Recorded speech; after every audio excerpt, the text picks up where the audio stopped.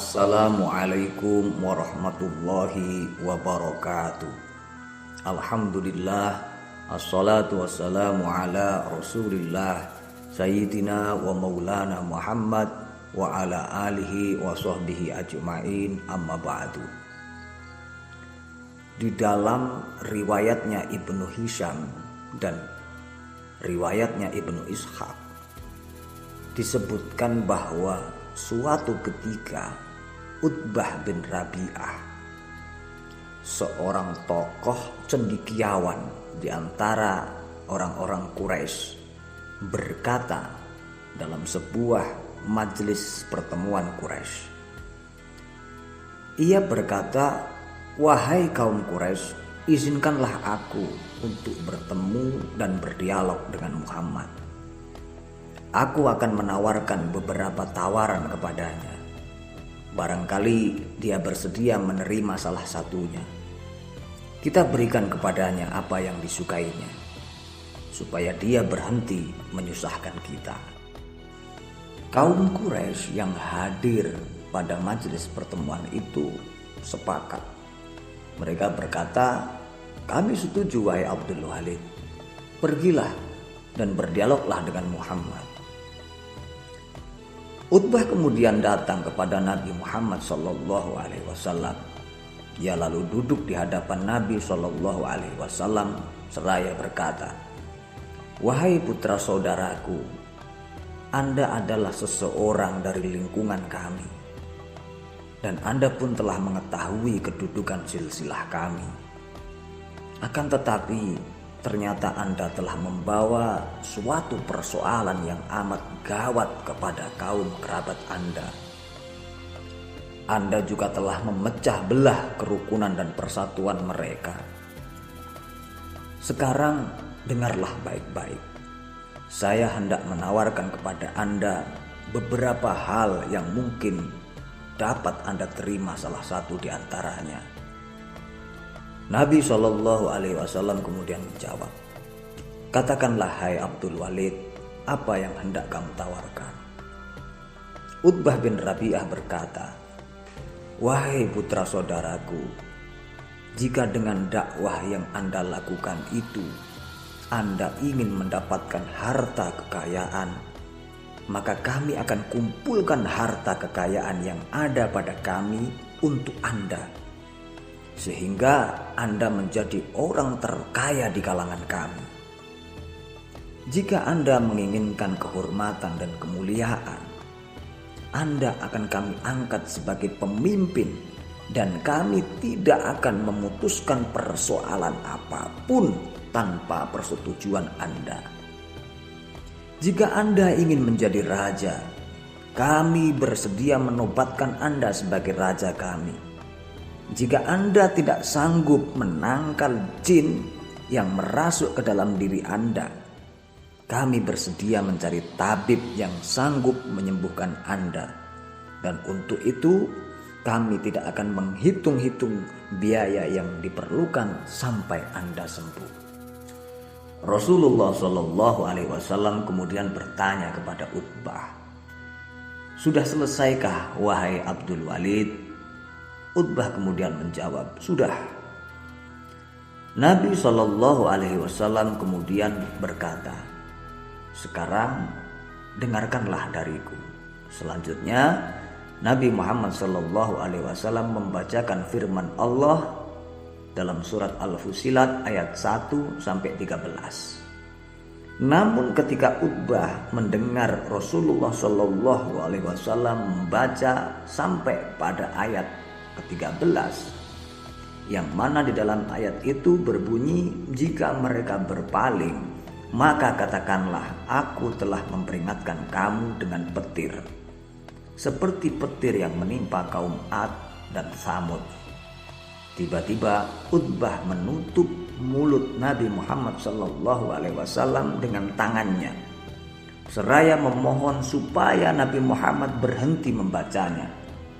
Hal ini dikarenakan dia takut akan ancaman yang terkandung di dalam ayat tersebut. Utbah kemudian kembali kepada kaumnya yang memang sudah menantinya. Mereka berkata, "Bagaimana hasilnya wahai Abdul Walid?" Utbah kemudian menjawab, "Aku mendengar suatu perkataan yang belum pernah aku dengar sama sekali. Demi Allah, perkataan itu bukan syair, bukan pula sihir, dan bukan pula mantra dukun. Wahai kaum Quraisy, taatilah aku dan biarkanlah Muhammad dengan urusannya. Biarkanlah dia. Demi Allah, sungguh perkataan yang aku dengar darinya itu akan menjadi berita yang menggemparkan.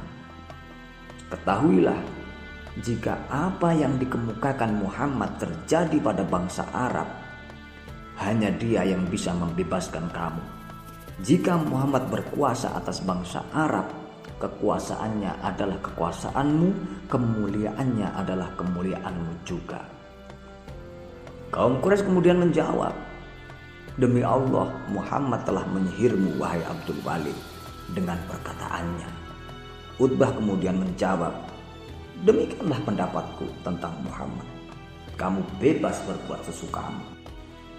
Imam At-Tabari dan Imam Ibnu Katsir pernah meriwayatkan sebuah riwayat yang di dalamnya menjelaskan bahwa beberapa orang kaum musyrikin, termasuk Al-Walid bin Mughirah dan Al-As bin Wa'il, ini datang menemui Rasulullah Shallallahu Alaihi Wasallam. Mereka datang untuk menawarkan harta. Mereka juga menawarkan wanita tercantik untuk Rasulullah Shallallahu Alaihi Wasallam dengan syarat Rasulullah Shallallahu Alaihi Wasallam berhenti berdakwah dan berhenti mengecam Tuhan-Tuhan mereka. Tentu saja tawaran itu kemudian ditolak oleh Rasulullah Shallallahu Alaihi Wasallam. Mereka bahkan menawarkan tawaran yang lain, seraya berkata, "Bagaimana jika Anda menyembah Tuhan-Tuhan kami sehari, lalu kami menyembah Tuhanmu sehari?" Artinya bergantian. Akan tetapi tawaran ini juga ditolak oleh Rasulullah Sallallahu Alaihi Wasallam. Bahkan kemudian Allah Subhanahu Wa Taala menurunkan wahyunya, yaitu surat Al-Kafirun ayat 1-6. Para pembesar Quraisy nampaknya belum berputus asa untuk membujuk Nabi Muhammad Sallallahu Alaihi Wasallam. Secara beramai-ramai atau berturut-turut mereka mendatangi Rasulullah Shallallahu Alaihi Wasallam. Mereka menawarkan kembali apa yang pernah ditawarkan oleh Utbah kepada Nabi Muhammad Shallallahu Alaihi Wasallam. Mereka menawarkan kekuasaan, mereka menawarkan harta kekayaan, mereka juga menawarkan pengobatan. Rasulullah Shallallahu Alaihi Wasallam kemudian berkata kepada mereka, "Aku tidak memerlukan semua yang kamu tawarkan. Aku tidak berdakwah karena menginginkan harta kekayaan, kehormatan, atau kekuasaan. Tetapi Allah mengutusku sebagai Rasul. Dia menurunkan kitab kepadaku dan memerintahkan aku agar menjadi pemberi kabar gembira dan peringatan. Aku kemudian menyampaikan risalah Rabbku, dan aku sampaikan nasihat kepadamu. Jika kamu menerima dakwahku, kebahagiaanlah bagimu di dunia dan akhirat. Jika kamu menolak ajaanku, aku bersabar mengikuti perintah Allah, sehingga Allah memberikan keputusan antara aku dan kamu." Setelah mereka mendengarkan apa yang telah dikatakan oleh Nabi Muhammad SAW, mereka kemudian berkata kepada Nabi SAW, "Jika Anda tidak bersedia menerima tawaran kami, sesungguhnya Anda telah mengetahui bahwa tidak ada manusia yang lebih kecil negerinya, lebih gersang tanahnya, dan lebih keras kehidupannya selain kami. Karena itu, mintakanlah kepada Tuhan yang mengutusmu agar menjauhkan gunung-gunung yang menghimpit ini dari negeri kami. Mengalirkan sungai-sungai untuk kami sebagaimana sungai-sungai Syam dan Irak. Membangkitkan bapak-bapak kami yang telah mati, terutama Qusay bin Kilab, karena dia adalah seorang tokoh yang terkenal jujur, sehingga kami dapat bertanya kepadanya tentang apa yang Anda katakan. Mintalah untuk Anda kebun, istana, tambang emas, dan perak yang dapat memenuhi apa yang selama ini Anda buru. Jika Anda telah melakukan apa yang kami minta, kami baru akan membenarkan Anda.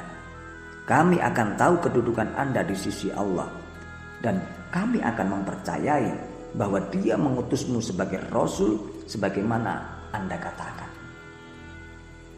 Nabi SAW kemudian menjawab, "Aku tidak akan melakukannya. Aku tidak akan meminta hal itu kepada Allah." Setelah terjadi perdebatan panjang, akhirnya mereka berkata sambil mengejek kepada Rasulullah SAW, "Kami mendengar bahwa Anda mempelajari semua itu dari seorang yang tinggal di Yamamah yang bernama Ar-Rahman. Demi Allah, kami tidak akan percaya kepada Ar-Rahman. Sesungguhnya kami telah berusaha sepenuhnya kepada Anda. Wahai Muhammad, demi Allah, kami tidak akan membiarkan Anda berdakwah pada kami sampai kami hancur atau Anda mengalahkan kami." Mereka kemudian bangkit dan meninggalkan Rasulullah SAW. Demikianlah tadi beberapa pembahasan singkat tentang dakwah Rasulullah SAW di Makkah yang penuh dengan liku-liku. Rasulullah SAW beserta para sahabatnya bukan saja menghadapi cacian, ejekan, ancaman, dan penyiksaan. Bahkan Rasulullah SAW harus menghadapi siasat-siasat perundingan yang licik dari orang-orang kafir Quraisy. Mereka menawarkan beberapa hal yang menggiurkan untuk Rasulullah SAW. Mulai pangkat, kehormatan, harta benda, wanita, kekuasaan. Tapi semua itu ditolak oleh Rasulullah SAW. Maka ini adalah sebuah pelajaran yang sangat penting yang menjelaskan kepada kita tentang kebersihan dakwah Nabi Muhammad SAW dari segala kepentingan dan tujuan pribadi. Padahal biasanya tujuan-tujuan di atas itu menjadi motivasi bagi para penyeru ideologi baru, tetapi tidak dengan Rasulullah SAW. Apa yang beliau lakukan, apa yang beliau katakan itu betul-betul murni perintah Allah Subhanahu wa Ta'ala, tanpa ada kepentingan pribadi. Baiklah, semoga apa yang telah kita bahas ini mendapat ridhonya Allah Subhanahu wa Ta'ala dan menjadi sebuah kemanfaatan. Akhirul kalam, wallahul muwaffiq ila aqwamit thariq. Assalamualaikum warahmatullahi wabarakatuh.